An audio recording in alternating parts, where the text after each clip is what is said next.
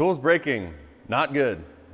If you want peace of mind during those longer running jobs, tool breakage detection is a great way to minimize damage to your part or other tools if something goes wrong. We can do this using the G37 command.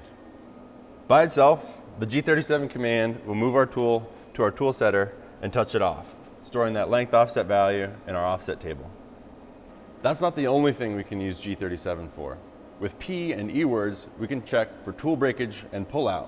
If our newly measured tool length is off by more than the tolerance we specify, the program will stop running. The P value is our tolerance for our tool breakage check. Basically, how far away from our initial length offset value we're okay with the tool being. For example, G37 P0.005 will check if our tool is within plus or minus 5 thou of our original value.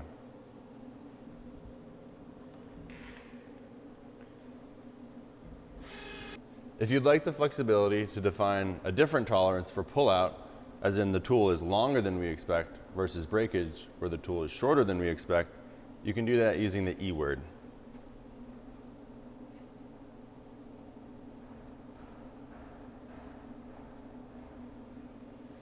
In this case, the program will stop running if our tool is shorter by more than 5 thou or longer by more than 1 thou. So I've got this program here where I'm roughing out a circular profile.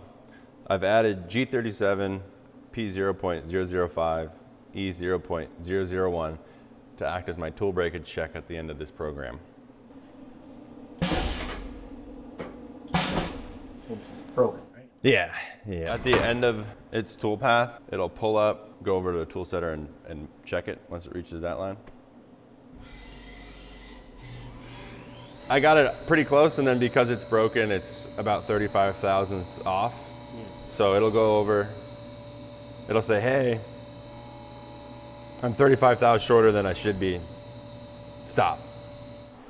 And because our tool is broken, when we go to check the length, it's going to be off by a certain amount. So because our newly measured length is off by 35 thou, and that exceeds our tolerance, the program stops running. Okay. Great. So our program has caught that our tool is broken here. At this point, I'll pull this out and put a new one in, touch that off to get the new updated offset, and resume my program just a step back from where I was to make sure everything runs correctly.